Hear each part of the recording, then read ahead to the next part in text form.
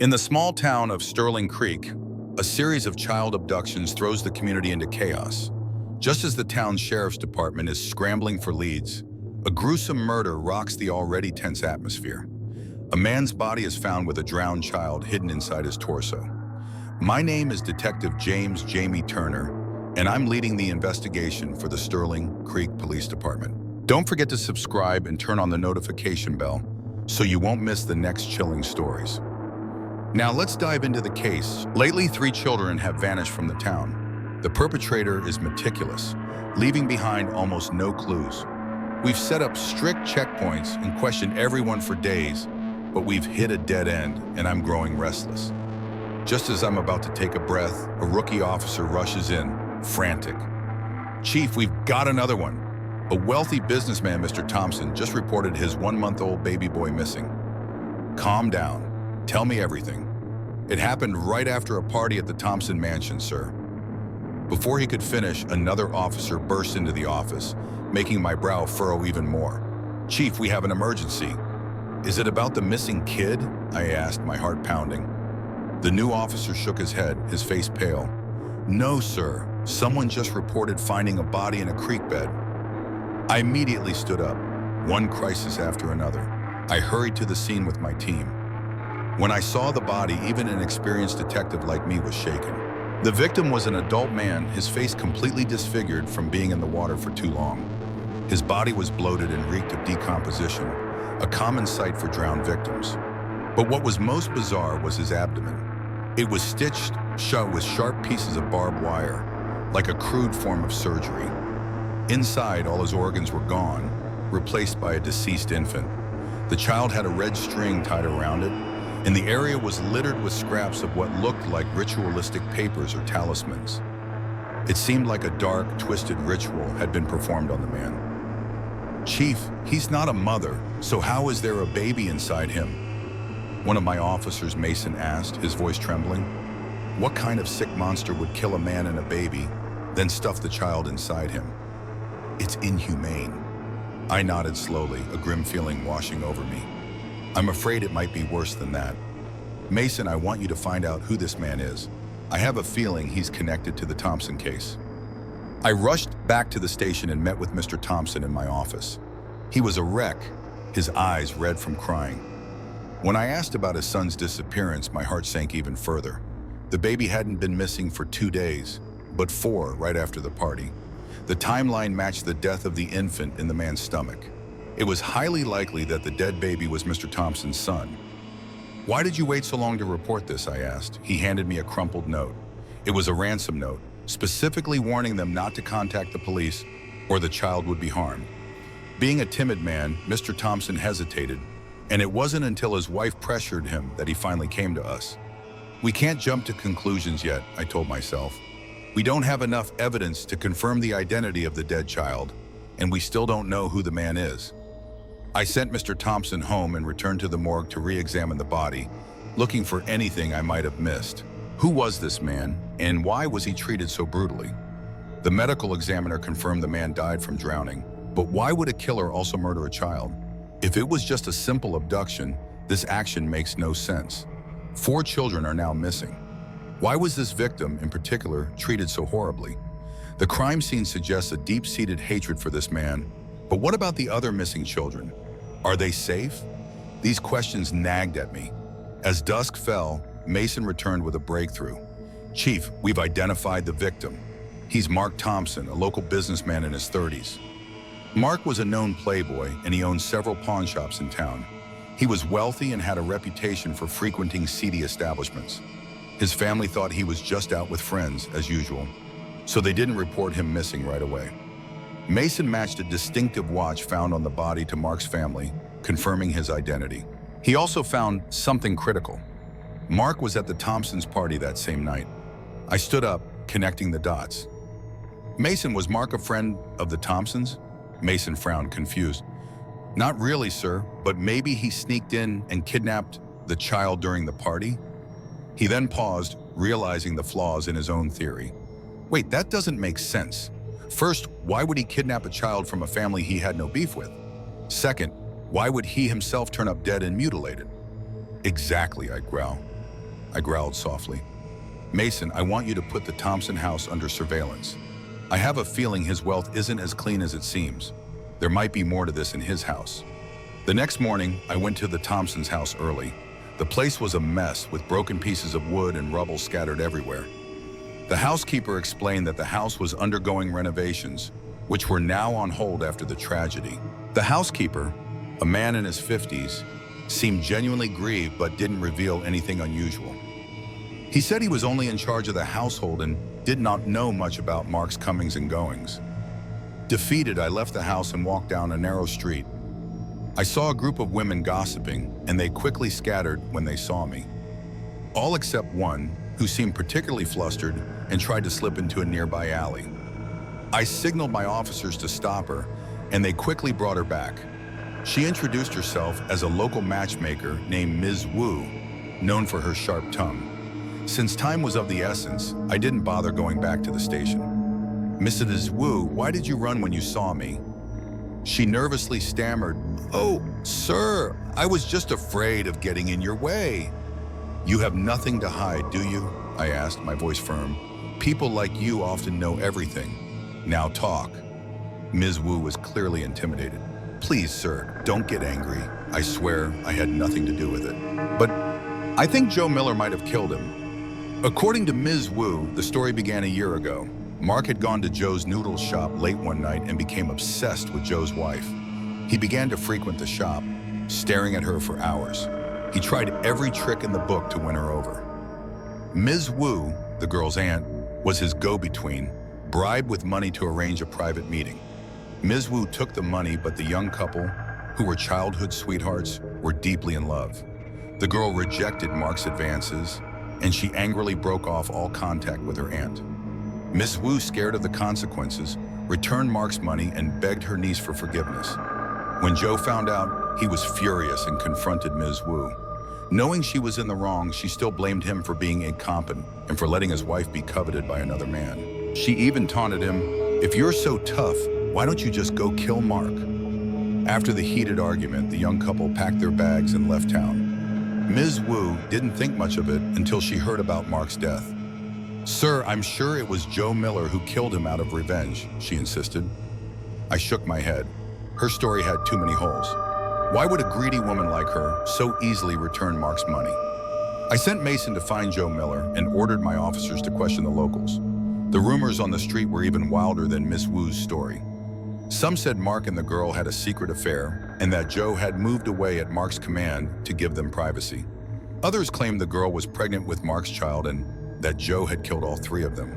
But one rumor proved to be true. Joe's wife had just given birth to a baby boy. Finding the couple was now our top priority. Just as my officer returned with a new address, Mason and I rode out to the countryside. We soon arrived at a small rustic cabin. Joe Miller stood outside. He was of average height, with dark skin and strong hands. He looked honest, but also guarded. He didn't resist when we approached. After I introduced myself, he respectfully invited us inside. His wife, a beautiful young woman with a pale face, came out and he helped her lie down on the bed. After questioning them, my mind was in a whirl. It turned out my suspicion was right. Ms. Wu never returned the money. Instead, Mark gave her more money, demanding that she get the job done. Blinded by greed, Ms. Wu tried to drug the girl to make it look like a consensual affair. But the girl, suspicious, had already told her husband about the plan. And the scheme was exposed. Mrs. Wu, fearing retaliation, urged Joe to go after Mark. In a fit of rage, Joe did threaten to kill both Mark and Ms. Wu. But after his wife calmed him down, he decided to move away to avoid any more trouble. However, the rumors followed them. The constant gossip took a toll on his pregnant wife, and she ended up losing the baby. Heartbroken, Joe decided to move her back to his hometown to recuperate. I observed the couple. They were clearly devoted to each other. I excused myself and returned to the city. Soon after, Mason returned. "Chief, we found the burial site for their baby." They weren't lying. It was clear now that Mrs. Wu had framed them to cover her own tracks. When she heard about Mark's death, she immediately assumed Joe was the culprit and tried to mislead my investigation. A simple rumor can be a deadly weapon, I sighed, reflecting on how a young woman's beauty had brought her so much misfortune. But before I could dwell on it, another report came in. A murder on a houseboat out on the lake. At first, I thought it was our killer again, but this victim was unrelated. The lake was quiet with only a few boats docked. We boarded one of them and went inside. The table was a mess of plates and glasses, clearly the scene of a party. A strong scent of perfume hung in the air. On the bed lay the body of a woman. Her limbs were tied to the four corners of the bed. Her body was covered in bruises, welts, and burn marks from a candle. She had clearly been tortured and humiliated before her death. Her throat was bruised, her eyes wide open but lifeless. Her right hand was still clutching a piece of the curtain, with two fingers tightly clenched and others pointing outward. A signal. She was trying to leave a message. I looked around the room and called the madam of the brothel to the scene. The victim was a well-known courtesan named Holly. Oh, poor Holly. What a cruel monster. The madam's fake tears and crocodile tears sickened me. Who was here last night? I asked, cutting her off. It turned out a mysterious client had booked the boat for the whole night. He was generous with money but secretive, wearing a wide-brimmed hat and speaking in a raspy voice. He was so secretive, he even sent the crew away. The next morning, they found Holly's body. What was even more bizarre was that Holly was no ordinary courtesan. She was a blind singer. These women are often sought after by disturbed men with a warped sense of superiority who feel a thrill in dominating someone so vulnerable. I instantly understood the horrific scene. The man last night was a pervert with a twisted psyche. Could he be related to Mark's death? I wondered, but the link was still too tenuous. After another examination of the crime scene, a thought flickered in my mind. Just as I was about to tell Mason to investigate, I heard the madam mutter, "Oh, what a cursed year. First Holly and now Penelope is missing too. Could she have also met a terrible fate?" I was jolted. "Who is Penelope? Where is she?" I asked, my voice sharp. The madam was startled, surprised I'd heard her. "She's another courtesan. She's been missing for a few days." I took a deep breath. How many lives would be swept up in this case? The madam explained that Penelope was sick and hadn't been taking clients lately, so her disappearance was especially strange. Her colleagues had been looking for her, but they hadn't reported it to the police, fearing a bad reputation. The murder of Holly had made the madam slip up. I immediately brought Mason with me and went straight to the brothel. We went up to a room reeking of perfume. I only planned a cursory search, but I quickly found something. On the dresser was a bronze mirror, and in a box were some jewels. Underneath the box were several yellow papers, the same kind I'd seen on the dead baby. The two cases were connected. I knew the madam wouldn't tell me anything, so I found one of Penelope's closest friends. And finally, I got a crucial lead. Before she went missing, Penelope was most intimately involved with Mark Thompson. Poor Penelope. She met a cruel man, her friend sighed. She knew Mark was only using her, but she was devoted to him. She hadn't been taking any other clients, which infuriated the madam.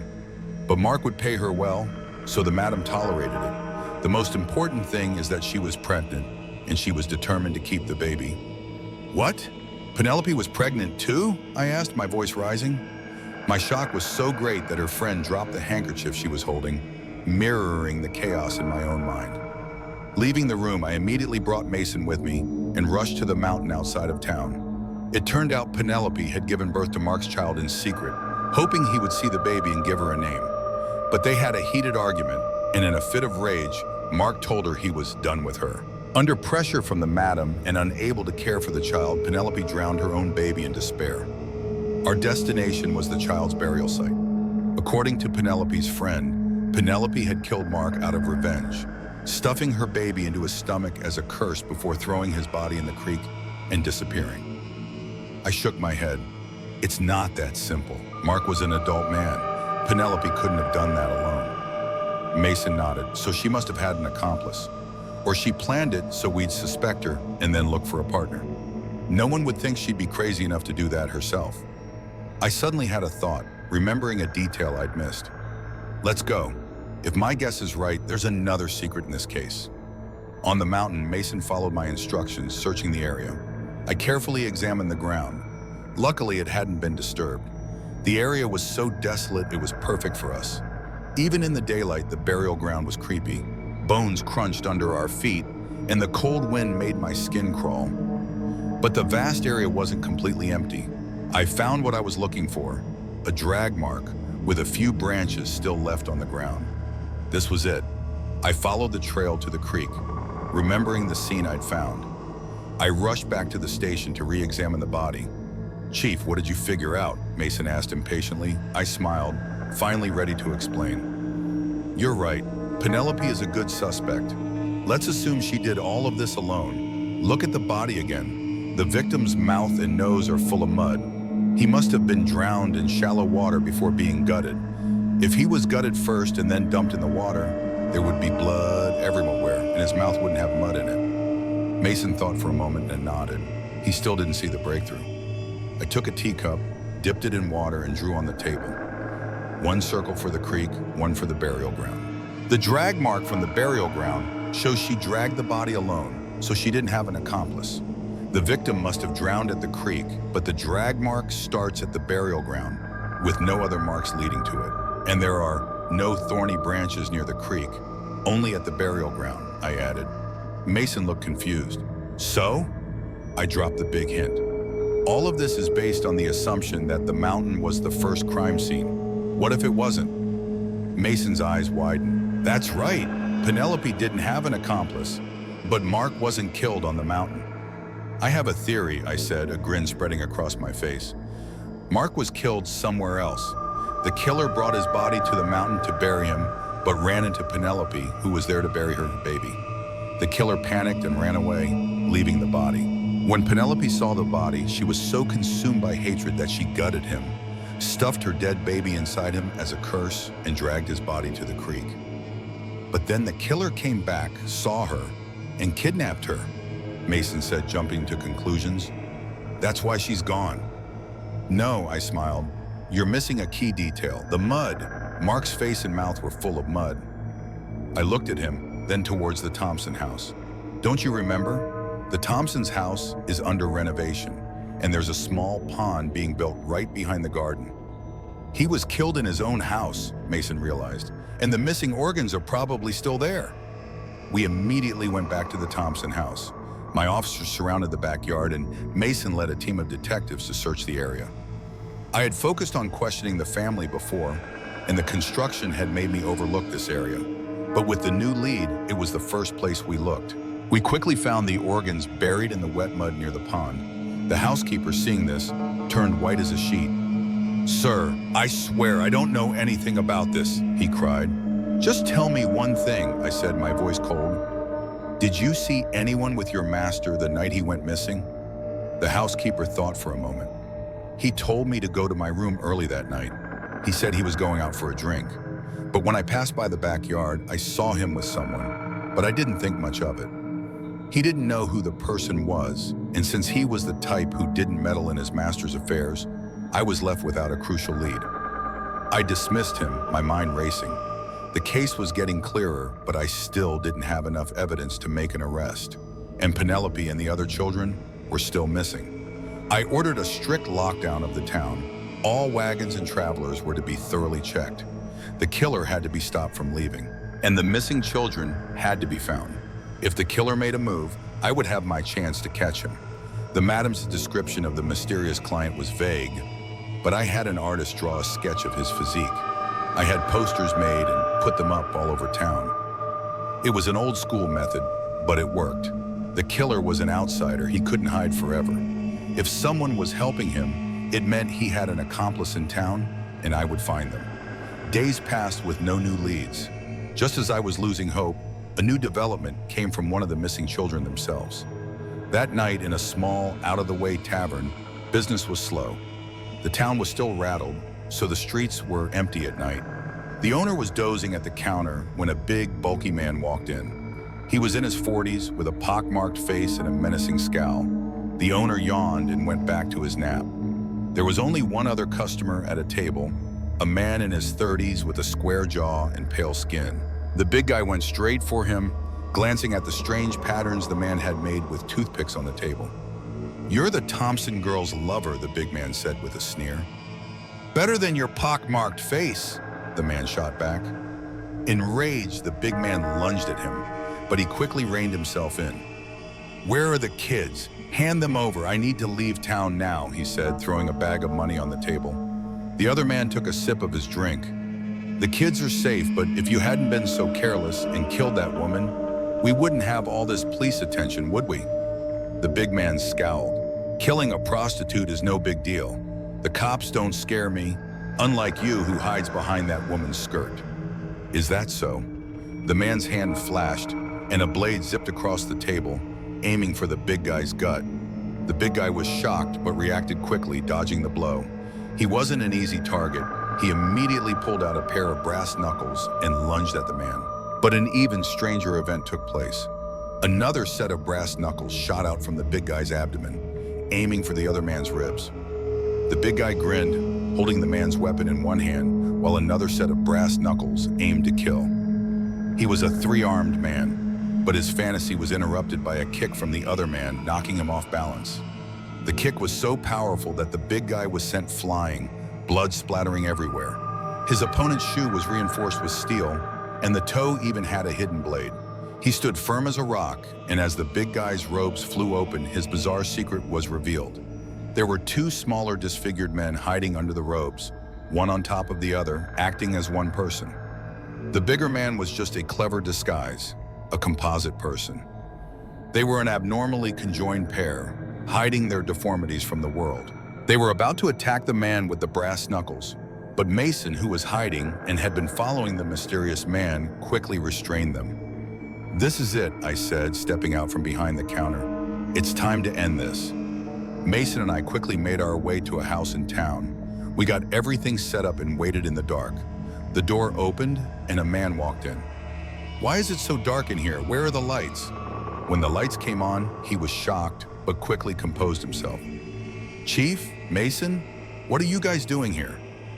I smiled. The man was Officer Ben Carter, the head of the precinct's lockup. "Ben, who were you talking to?" I asked. "Oh, just my wife," he stammered. "I thought she was in here." "But you're not married," I said, "and I know you just moved here." Ben's face went pale. "She's not officially my wife," he said. I slammed my hand on the table. "Stop lying, Ben. We know everything. We have your partner, the Thompsons' housekeeper, in custody. She's already confessed to everything." "No, that's not true," Ben cried. "Why would she confess and pin it all on you?" I asked. "It's simple. I told her you were trying to escape from her, and she believed me." Ben slumped into a chair. "So you were right, she knew about it, but she didn't know the full truth," I said. "I know you were the one who killed Mark Thompson, not them." With his lies exposed, Ben broke down, and I began to tell him what I knew. The three missing children were abducted by the housekeeper, Sarah Thompson. She was an employee of the Thompson family who was in deep gambling debt. She planned on selling the children to pay off her debts. She enlisted your help since you work at the police station and had easy access to information and a place to hide the kids. But then things went wrong. You ran into Mark Thompson, the playboy, in his own house. You killed him and tried to hide the body in the mountains. But you ran into Penelope, who was there to bury her baby, and you freaked out and ran away. Penelope, filled with hatred for Mark, gutted his body and put her baby inside as a curse. You came back for the body and ran into Penelope again, and you kidnapped her. Meanwhile, the two conjoined brothers, who were from a circus, were trying to find a way to make a life for themselves after escaping the circus. They paid the madam to get them a blind courtesan so they could have a good time without being judged for their deformity. But their violent tendencies took over, and they killed her when she found out their secret. "Why did you go after Mark?" I asked Ben. "He found out about the kidnapping. He said he was going to tell the police, so I had to kill him." "And the children?" I pressed. "Where are they?" Ben looked at me, a glimmer of hope in his eyes. "I'll take you to them. They're safe. We have them hidden in a safe house just outside of town." I signaled my team and we went to the location. But the house was empty. Ben had been lying. We went back to the station and I put a warrant out for the two conjoined brothers and the housekeeper. We found them hiding in a church. They were arrested and they confessed to everything. The children were all rescued and reunited with their families. But I knew this case was just the beginning. The town of Sterling Creek had its secrets, and I had a feeling I would be seeing them again soon.